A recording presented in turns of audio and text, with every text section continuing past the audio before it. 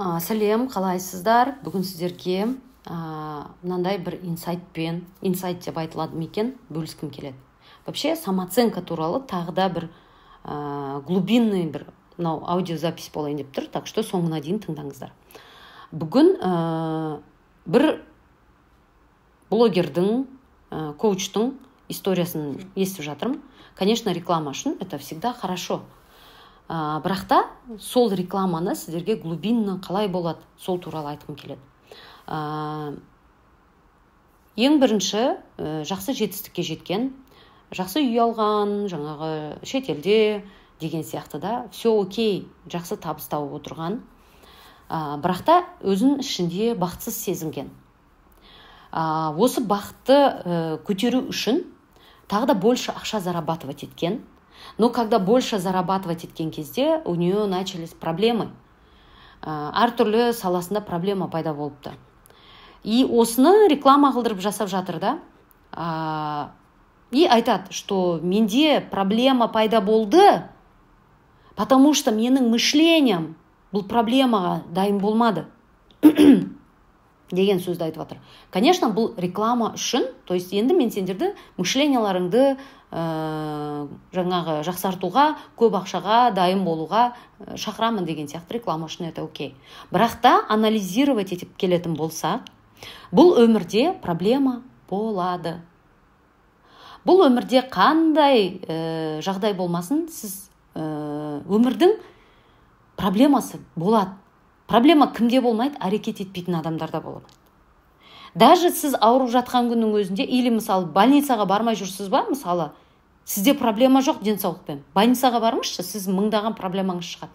Сол сияқты табыс таппай жүріп үйде диванда жатсыз ба, сіз жертва болып жатсыз, бірақ сізде проблема жоқ. Сіз попробуйте ақша тауып бастаңыз. Ипіңізбен проблема, тоңызбен проблема, налог, анау, мынау деген сияқты проблемалар көбейе бастайды. Каспи отказ береді, бүгін сізге блог қояды, инстаграмда блог, таргетіңіз дұрыс жүрмей жатыр.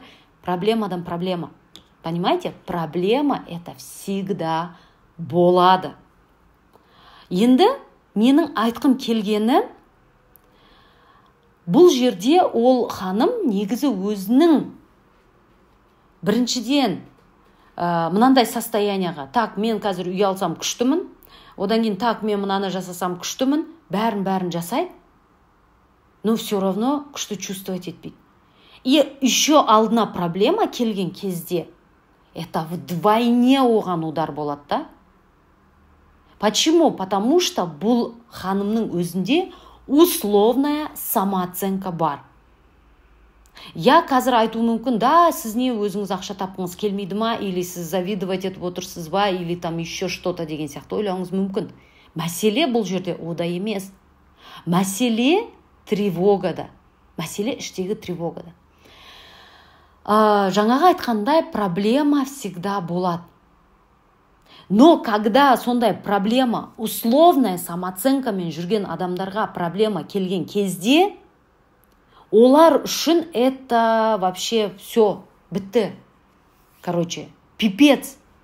И біреулер избегающий образ жизни алады, қашады жаңағы алкогольге, біреулер қашады жаңағы антидепрессантқа, депрессияда жатады, біреулер тағы больше ақша табу үшін тағы да больше қашады, мен не істеуім керек деп, потому что тревога адамды убивает.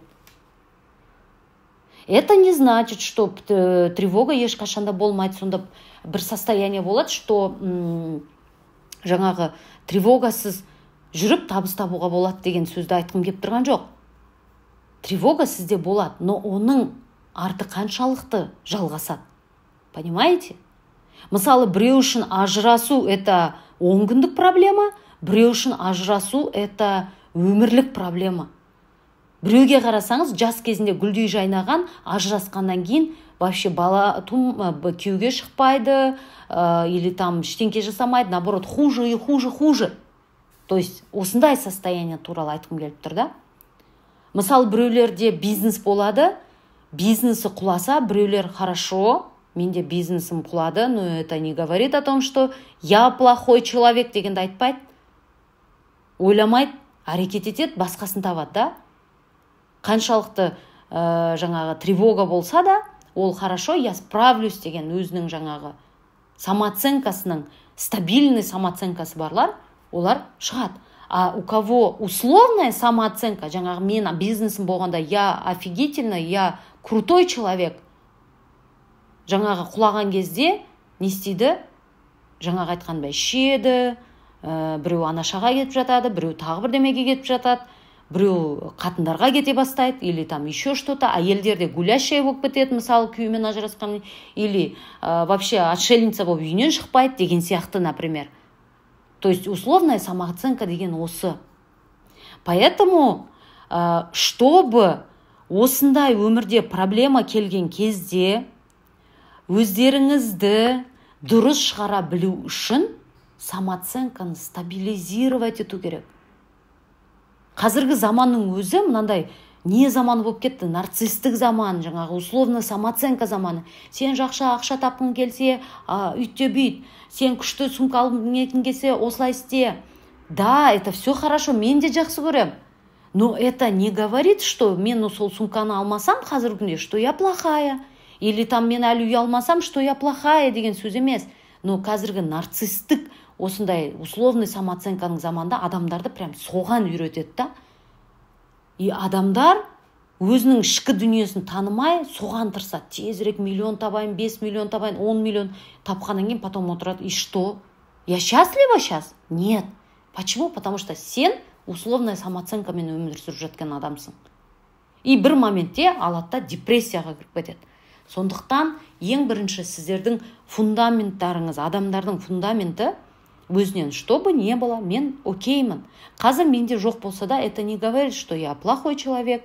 Это не отражает, мендегі бар да меня не отражает, менің адамдығымды, менің кім екенімді. Жоқтықта не отражает, со мной все окей деген состояние болу керек та. А ол үшін глубоко өздеріңізбен жұмыс істеуіңіз керек. Потому что бұл условная самооценканың пайда болу ол босынан емес қой. Ол сіздің кішкентай кезіңізден алынған травмалар, раналарыңыз, жүрегіңіздегі, душаңыздағы, жаныңыздағы раналарыңыз. И оны кәдімгідей лечить ету керек.